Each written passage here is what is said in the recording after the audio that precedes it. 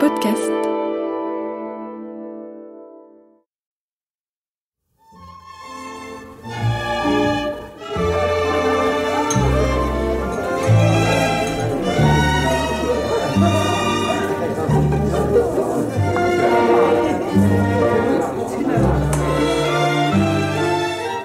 Qui dois-je annoncer, monsieur? Arsène Lupin, gentleman cambrioleur.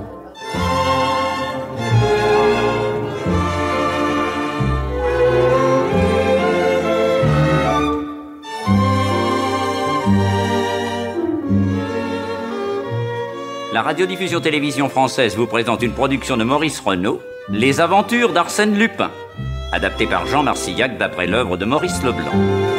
Réalisation Abder Isker.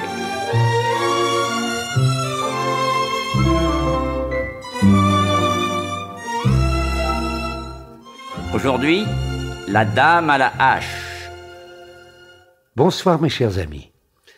Au temps où Arsène Lupin se faisait appeler le prince Rénine, il avait eu l'occasion de rendre un très grand service à une ravissante jeune femme nommée Hortense Daniel. Mariée très tôt à un homme qui depuis était interné pour maladie mentale dans une clinique de Ville-d'Avray, Hortense vivait en province chez un oncle qui, abusant de son inexpérience, avait purement et simplement accaparé sa fortune. Heureusement, mon ami Arsène Lupin l'avait obligé à rendre gorge, et Hortense lui en gardait une profonde reconnaissance.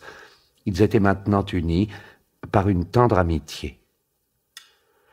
Ils sortaient souvent ensemble, et ce soir-là, on était en octobre 1912, ils dînaient au restaurant avec un des amis les plus intimes du prince Rénine, le préfet de police. Mais, dites-moi, mon cher préfet, en ce moment, vous devez être terriblement inquiet. Inquiet, pourquoi cela? Demain, c'est le 18 octobre, et il y a tout lieu de croire qu'on va découvrir un nouveau cadavre. Une nouvelle victime de la série Grollinger. C'est infiniment probable, en effet, oui. Mais je ne vous cache pas mon irritation à la pensée que ma police n'a pas encore été capable de mettre la main sur l'assassin. Comment? Vous savez qu'un crime va être commis et vous ne pouvez pas l'empêcher? Hélas non, chère madame. De quoi s'agit-il exactement? Vous avez bien entendu parler de cette série de crimes que le Gaulois a appelée la série Grollinger. Vous oubliez, monsieur le préfet, que jusqu'ici je n'ai été qu'une petite provinciale. Et comme mon oncle n'achetait jamais les journaux... Bon. Vous ne savez donc pas qu'en 18 mois, 5 femmes ont disparu. 5 femmes de conditions diverses, âgées de 20 à 30 ans et habitant Paris ou la région parisienne. La première a été une madame Grollinger, artiste peintre. Puis, ce fut la femme d'un docteur. Puis, la fille d'un banquier. Après quoi, une blanchisseuse de Courbevoie et une couturière. Oui, et ces 5 femmes ont disparu sans qu'on ait pu recueillir un seul détail expliquant pourquoi elles étaient sorties de chez elles, ni où et comment elles avaient été séquestrées. On les retrouvera peut-être. Mais chère madame, on les a retrouvées à l'état de cadavres. Oh. Oui, et c'était toujours le même processus. 8 jours après la disparition, on découvrait le corps de la nouvelle victime dans la banlieue ouest de Paris. La tête était ouverte d'un coup de hache. Le transport avait été effectué par une voiture à bras dont les roues avaient laissé sur le sol des empreintes, toujours semblables. Ces 5 crimes ont été commis par le même assassin? Ah, aucun doute. Les liens et les nœuds qui attachaient la victime étaient identiques. Et les coups de hache toujours assénés en haut du front, en plein milieu de la tête et verticalement. Mais il y avait un mobile à tous ces crimes. Bon. Les 5 femmes étaient entièrement dépouillées de leurs bijoux, porte-monnaie, objets de valeur. Mais on pouvait aussi bien attribuer le vol à des maraudeurs, puisque les cadavres gisaient dans des endroits déserts. Oui, on a pensé à une série d'individus reliés les uns aux autres, appartenant, par exemple, à la même secte, ou bénéficiaires d'un même héritage. Ouais, malheureusement, rien n'est venu confirmer ces suppositions. On bâtissait des thèses rapidement démenties par les faits. On suivait des pistes qui ne menaient à rien. Quand un beau jour, M. Dudouis, chef de la sûreté, vint me voir. Monsieur le préfet, il s'agit de la série Grollinger. Que se passe-t-il? Il vient de se produire un coup de théâtre. Dans les bois de Fausse-Repose, en direction de Chaville, pas très loin de l'endroit où l'on a retrouvé il y a 3 mois le cadavre d'Honorine Vernisset, un garde forestier a découvert ce petit carnet. Montrez. Tenez. Comme vous le voyez, toutes les pages sont couvertes de dessins incompréhensibles. Sauf une. Pardon, tenez ici. sur laquelle est inscrite la liste des 5 victimes de la série Grolinger. Bon. Vous savez, cette liste a été publiée par tous les journaux. Je ne vois pas... Permettez, monsieur le préfet. Non seulement cette liste est inscrite dans l'ordre chronologique, mais vous constaterez que chaque nom est suivi de 3 chiffres. Et surtout, regardez, il y a un 6e nom. Ah ben oui, en effet. Tenez, là, au-dessous de Herminie Covreau 128, vous pouvez lire Williamson 114. Vous croyez que ça peut être le nom de la prochaine victime? Sans aucun doute. Et vous avez fait rechercher qui est cette personne? Oui. Oui, il s'agit d'une demoiselle Herbert Williamson, nurse dans une famille d'Auteuil. Elle a quitté récemment sa place pour retourner en Angleterre, avertissant ses sœurs de sa prochaine arrivée. Mais une dépêche de Londres vient de m'informer qu'elles ne l'ont pas encore vue. Je trouve ça très inquiétant. Le lendemain de cette visite, le chef de la Sûreté Générale me téléphonait qu'on venait de découvrir le cadavre de Miss Williamson dans les bois de Meudon. Le crâne était fendu par le milieu. C'est épouvantable. Je dois dire que le public a été très impressionné par cette nouvelle. Mais il faut reconnaître que rien n'est plus troublant que cette comptabilité d'assassins, tenue à jour comme un livre de boutiquier. À telle date, j'ai tué celle-ci, à telle date, j'ouvrirai le crâne de celle-là. Et au total, 6 cadavres. J'ai demandé à des graphologues d'étudier l'écriture de la personne qui avait inscrit les 6 noms sur le carnet, et quelques jours plus tard, le chef de la sûreté entrait dans mon cabinet, accompagné d'un jeune reporter du Petit Parisien. Monsieur le préfet, les graphologues sont tous d'accord. L'écriture du carnet est celle d'une femme. Une femme? Oui. Cultivée, douée d'une grande imagination et d'une extrême sensibilité. Bon, allons donc. Comment une telle femme pourrait-elle manier une hache avec cette force? Le développement des muscles n'est pas incompatible avec celui du cerveau. Mais pour transporter un cadavre? Elle peut avoir un complice. Bon, alors trouvez-les. Il en est grand temps, car en ce moment, les journaux ne nous ménagent pas. Et pourtant, certains journalistes cherchent avec nous, monsieur le préfet. Et justement, je vous présente monsieur Charles Méat, du Petit Parisien. Monsieur le préfet. Monsieur Méat va vous exposer lui-même le fruit de ses réflexions. Elles me paraissent fort pertinentes. Parlez, monsieur.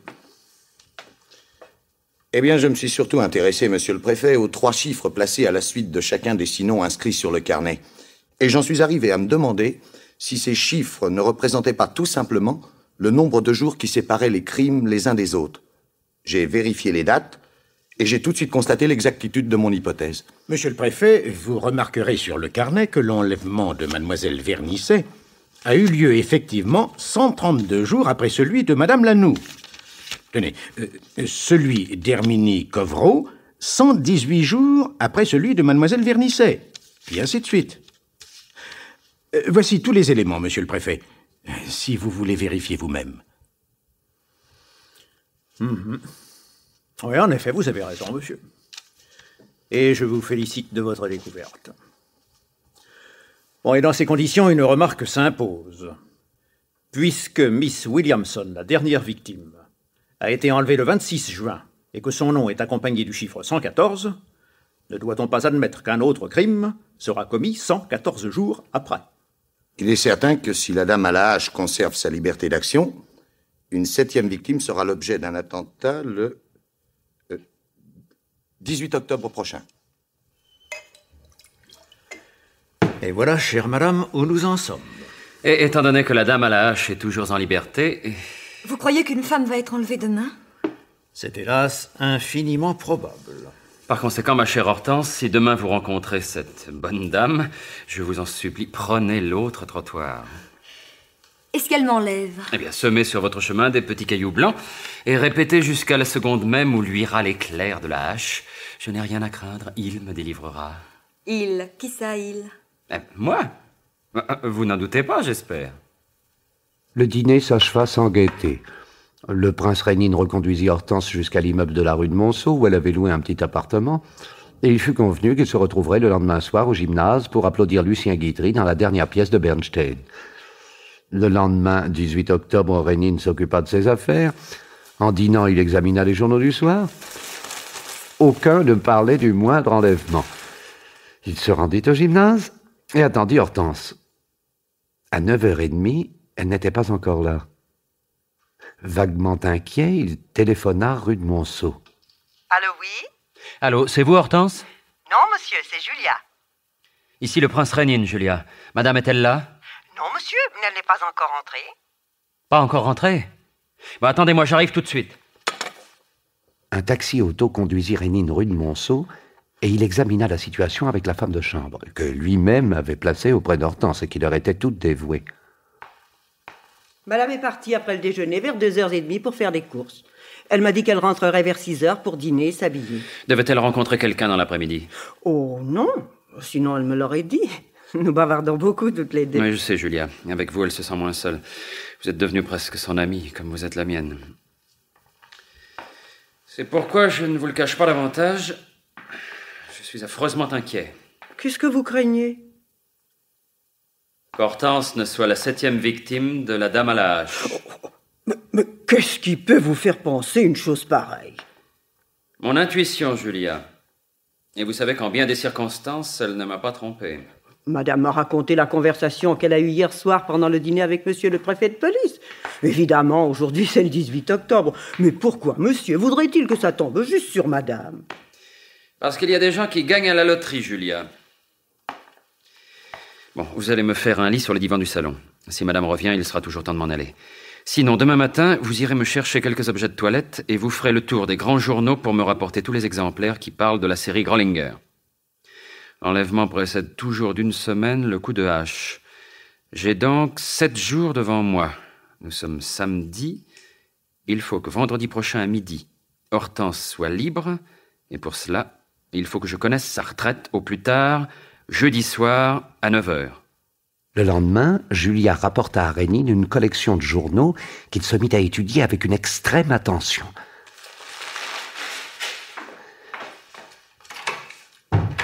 Puis, il s'enferma dans le salon et pria la femme de chambre de ne déranger que pour les repas et le courrier. Il ferma les volets, tira les rideaux et, sans lumière, étendu sur le divan, il se mit à réfléchir. Le mardi soir, il n'était pas plus avancé qu'à la première heure. Il n'avait trouvé aucun indice susceptible de lui indiquer dans quel sens diriger ses recherches. Monsieur, le dîner est servi. Oui, j'ai pas faim. Julia, j'en suis toujours au même point. Je ne vois pas la plus petite lueur. Je me heurte à un mur et pendant ce temps-là se rapproche l'heure où va s'abattre la hache. C'est effrayant. Le prince Rénine passa une nuit fiévreuse, tournant et retournant l'affaire dans tous les sens. Ce fut cette nuit-là qu'il se rendit compte de la place qu'Hortense tenait dans sa vie. Il eut la révélation qu'il en était devenu éperdument amoureux. La matinée du mercredi fut pénible. Il perdait pied. Renonçant à la claustration, il ouvrit les fenêtres, descendit arpenter le parc Monceau, puis remonta dans un état voisin de l'abattement. Soudain, vers 5h de l'après-midi, en examinant pour la 1000e fois les noms des victimes, il eut cette espèce de petit choc qui est comme le signal de la vérité. Julia! Monsieur? Courez tout de suite aux 5 grands journaux et faites passer le texte que voici en gros caractères dans les annonces de demain matin. Bien, monsieur. Prenez un fiacre. Pendant ce temps-là, je téléphone au préfet de police pour un petit renseignement qui ne me semble pas du tout négligeable. Le jeudi, Rénine ne bougea pas. Au début de l'après-midi, les journaux lui firent porter plusieurs réponses à l'annonce qu'il avait fait paraître. Il ne s'y arrêta point. Mais vers 4h, on lui remit un pneumatique qui, cette fois, retint sérieusement son attention. Il en étudia l'écriture, feuilleta une fois de plus sa collection de journaux, puis l'annuaire du Tout Paris. Enfin, il appela Julia.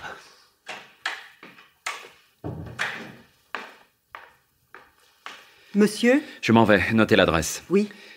Chez un certain monsieur Delourtier-Vanneau, ancien gouverneur des colonies, 47 bis, avenue Kléber. 47 bis, avenue Kléber. Monsieur espère que là, il aura des nouvelles de madame? Oui, c'est fort possible. Un taxi-auto conduisit Rénine avenue Kléber. Il fut introduit dans un cabinet de travail garni de livres aux précieuses reliures. Un homme encore jeune entra. C'était monsieur Delourtier-Vanneau. Bonsoir, prince. Que me vaut l'honneur de votre visite? Monsieur le gouverneur, je m'adresse à vous parce que j'ai lu dans les journaux de l'année dernière que vous aviez connu l'une des victimes de la dame à la hache, Honorine Vernisset. Honorine? Oh, je pense bien que je l'ai connue. Ma femme l'employait comme couturière à la journée. Pauvre fille. En quoi, prince, puis-je vous être utile? Une dame de mes amis vient de disparaître dans les mêmes conditions que les 6 autres victimes. Comment, mais je n'ai rien vu dans les journaux? Et mais pourtant, cette jeune femme qui m'est particulièrement chère a été enlevée le 18 octobre. Le 18? Et nous sommes aujourd'hui le 24? Oui, et c'est peut-être cette nuit que l'assassinat sera commis. Mais c'est horrible, il faut à tout prix empêcher... J'y arriverai probablement. Et grâce à votre concours, monsieur. Vous avez porté plainte? Non. Étude des lieux, enquête, recherche d'empreintes, aucun de ces procédés n'ayant servi dans les 6 affaires précédentes. Pourquoi encore perdre du temps? Alors, qu'avez-vous fait? Eh bien, j'ai réfléchi pendant 4 jours. Résultat? De tous ces crimes, j'ai dégagé une vue d'ensemble qui m'a permis d'en découvrir la signification générale. Et après avoir écarté toutes les hypothèses fantaisistes, j'ai pu enfin attribuer cette série de crimes à la seule catégorie d'individus capables de l'exécuter. C'est-à-dire? Les fous. Les fous, quelle idée? Monsieur le gouverneur, la femme que l'on appelle la dame à la hache est une folle. Oh, elle serait enfermée. Et qui vous dit qu'elle ne l'est pas?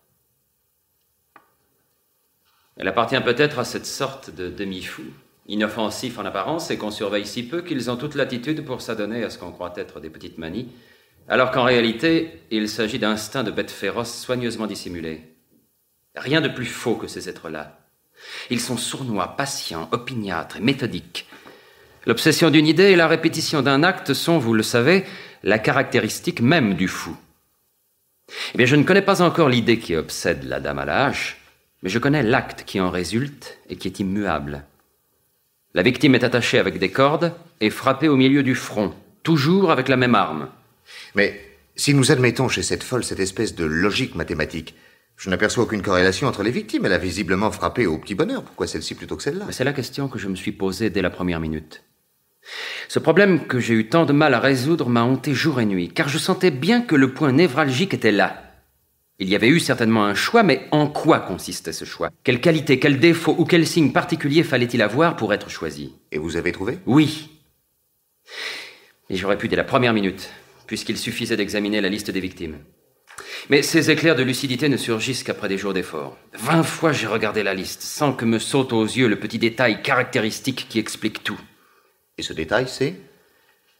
Monsieur le gouverneur, les journaux n'ont jamais employé à l'égard de 3 des victimes, mademoiselle Lanoux, mademoiselle Ardant et mademoiselle Covreau, que leur nom de famille. Par contre, mademoiselle Vernisset et mademoiselle Williamson ont toujours été désignées par leur prénom, Honorine et Herbert. S'il en avait été ainsi pour les 6 victimes, il n'y aurait jamais eu de mystère. Pourquoi? Mais parce qu'on aurait su du premier coup la corrélation qui existait entre les 6 malheureuses, comme moi-même j'en ai eu soudain la révélation par le rapprochement de ces 2 prénoms avec celui de mon ami qui s'appelle Hortense. Tenez, regardez, je vous inscris ces 3 prénoms, l'un au-dessous de l'autre. Oui, Honorine, Herbert, et maintenant Hortense. Mais et oui, ces 3 prénoms commencent par la même initiale, et qui plus est, ont le même nombre de lettres. Si d'autre part, vous vous informez comme je l'ai fait auprès de la préfecture, on vous dira que mademoiselle Covreau s'appelait Hilérie, et que les autres victimes possédaient également un prénom commençant par la même initiale et comportant le même nombre de lettres. Eh bien, voilà donc expliqué le choix de la folle. Nous connaissons la parenté qui reliait entre elles les malheureuses. Elles ont été choisies parce que leur prénom commence par un H et sont composés de 8 lettres. De plus, la lettre initiale H est la 8e lettre de l'alphabet, et le mot 8 commence par un H, toujours la lettre H. Et c'est une hache qui sert d'instrument du supplice. Après cela, me direz-vous que la dame à la hache n'est pas une folle? Oui. Excusez-moi, Mais qu'avez-vous, monsieur le gouverneur? Vous êtes souffrant? Non. Non. Mais toute cette histoire est tellement troublante. Enfin, n'oubliez pas que j'ai connu une... Oui, je sais. Mais voulez-vous boire quelque chose? Non, merci. Alors, fort de votre raisonnement, qu'avez-vous fait? Eh bien, j'ai fait passer dans les 5 grands journaux l'annonce que voici. Pardon.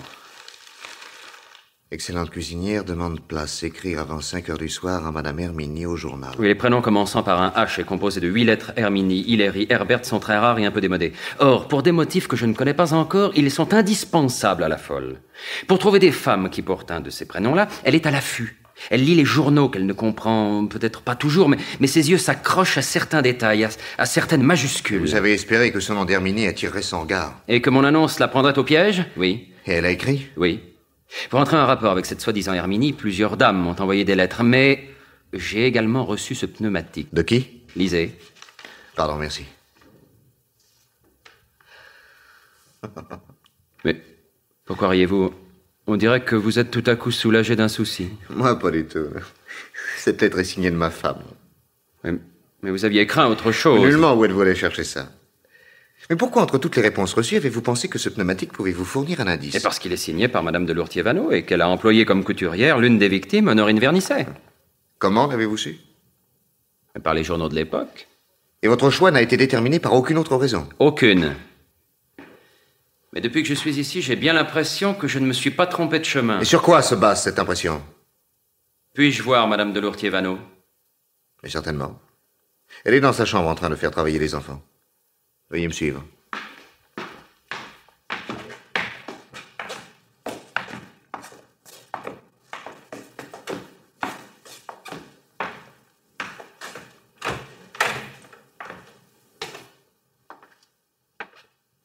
Suzanne.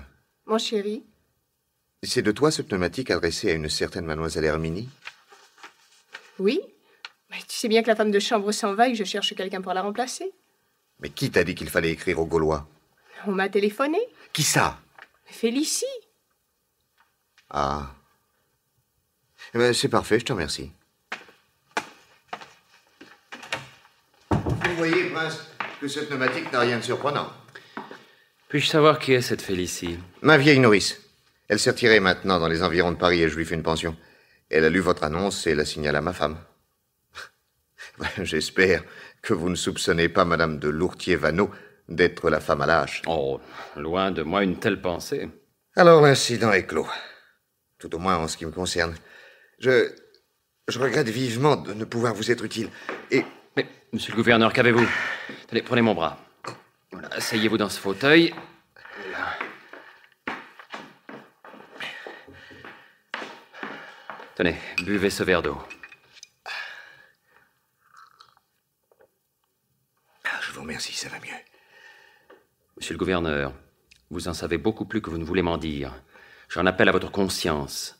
Actuellement, la vie d'une femme est en jeu. Mais je ne sais rien. Si je savais quelque chose, pourquoi me tairais-je? Par peur du scandale.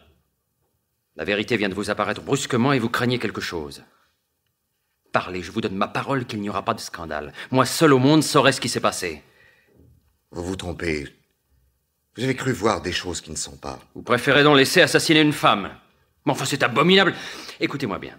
Ou vous me dites toute la vérité, personne ne sera au courant de rien, ou je téléphone immédiatement à la police et elle saura vous faire parler. Non, je vous en prie. Excusez-moi, tout homme de devoir a parfois des faiblesses. Je vous demande de me comprendre. La personne que vous venez de voir dans la chambre n'est pas ma femme. La seule qui est là, c'est encore le droit de porter mon nom. Je l'ai épousée quand j'étais jeune fonctionnaire aux colonies. Nous avons eu 2 enfants qu'elle adorait. Ils ont été écrasés sous ses yeux par un train. La malheureuse en est devenue folle. De cette folie silencieuse et sournoise que vous évoquiez tout à l'heure. Quelque temps après, nommé dans une ville d'Algérie, je l'ai ramenée en France et je l'ai confiée à la vieille nourrice qui m'a élevé. 2 ans plus tard, je faisais connaissance de celle qui est toute la joie de ma vie. C'est elle que je viens de voir? Oui. Elle est la mère de mes enfants et elle passe pour ma femme. Et quel est le prénom de l'autre? Hermance. Hermance. Un H et 8 lettres. Ce sont effectivement ces 2 détails qui m'ont fait tout comprendre. Mais si nous expliquons ainsi le choix des victimes, nous ne savons rien encore sur les raisons qui la poussent au meurtre. Dis-moi, en quoi consiste sa folie? Souffre-t-elle?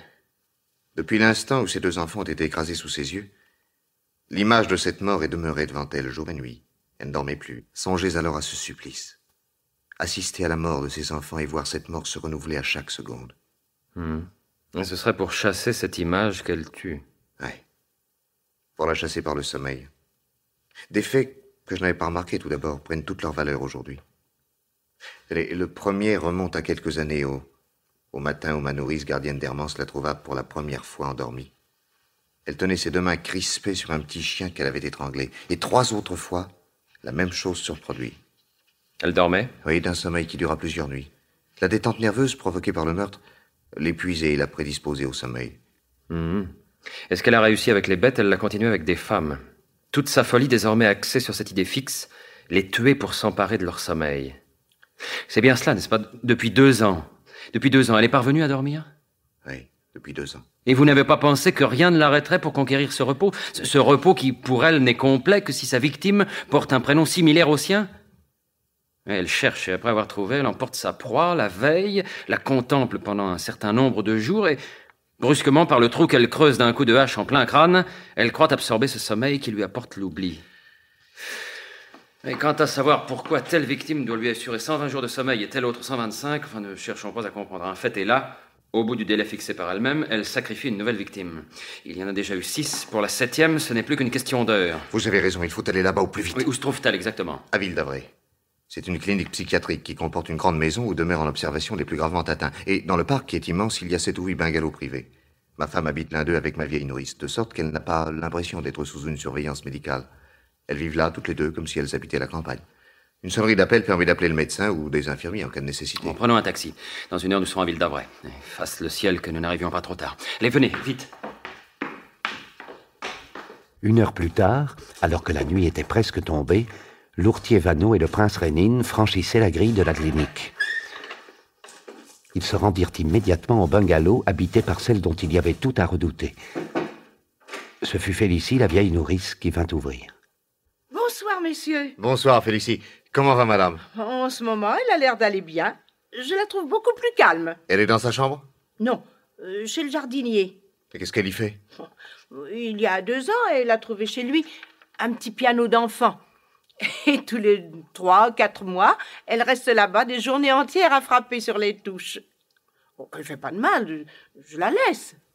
J'irai la chercher tout à l'heure pour le dîner. Et ce pavillon de jardinier, où est-il?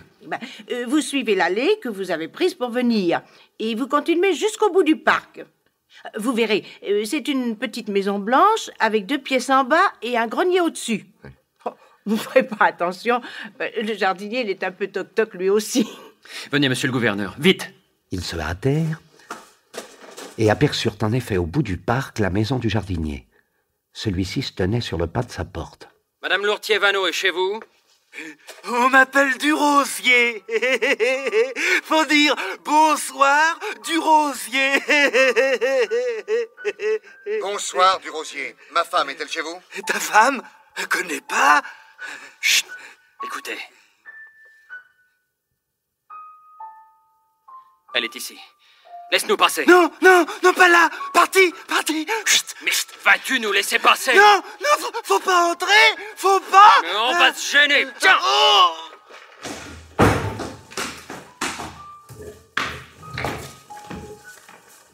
Elle est dans cette pièce. Là, derrière cette porte. Oh, c'est fermé de l'intérieur. Ouvrez! Ouvrez! Bon, tant pis, enfonçons la porte. Hortense! Elle n'est peut-être pas morte. Qu'est-ce que tu as fait, malheureuse? Rénine, ma femme s'enfuit, rattrapons-la! Non, non, non, occupons-nous de sa victime d'abord. Hortense. Hortense. Dieu soit loué, elle vit encore. Tenez, aidez-moi à lui enlever ce bâillon. Jacques. Elle est attachée. Tenez, passez-moi ce couteau que je coupe les cordes. Tenez, voici. Merci. Oh, Jacques, je vous attendais. Êtes-vous blessé? Non, non. Je suis seulement très faible. Voici 5 jours que je n'ai pas mangé.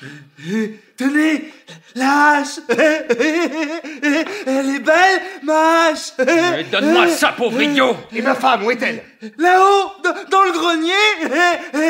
Bon, il faut monter, venez. Tenez, prenons des cordes.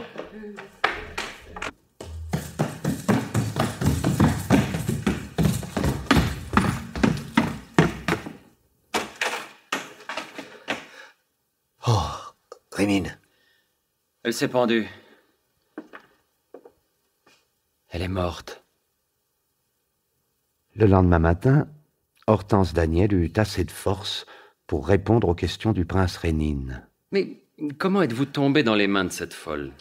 Mon mari est interné dans la même clinique. En lui rendant visite, j'ai eu plusieurs fois l'occasion de voir cette femme. Elle était très douce et m'appelait Hortense. L'autre jour, en me promenant seule dans le parc, je l'ai aperçue dans le pavillon du jardinier. Elle m'a fait signe. Je suis entrée et tous les deux ont sauté sur moi. Ils m'ont ligoté sur le lit où vous m'avez trouvée et mis un bâillon pour m'empêcher de crier. Et le jardinier lui était tout dévoué, n'est-ce pas? Oui, un pauvre être. Un peu avant votre arrivée, il lui avait annoncé que, comme les autres fois, il avait volé la clé du fond du parc et qu'il pourrait sortir encore cette nuit sa voiture à bras, sans réveiller personne. Et tout en parlant, il affûtait une hache. Oh, ma pauvre Hortense, mais comment avez-vous pu supporter des minutes pareilles? Je n'ai pas eu peur, Jacques. Quel courage. Non, je savais que vous viendriez.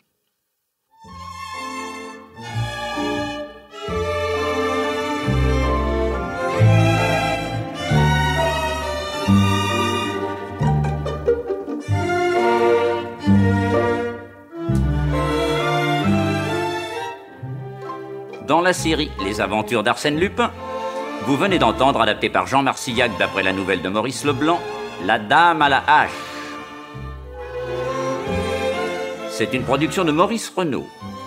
Prise de son Jean-Just Forgue, bruitage Henri Saint-Georges, assistant Jacques Béraud, réalisation Abder Isker. Avec, dans le rôle d'Arsène Lupin, Michel Roux.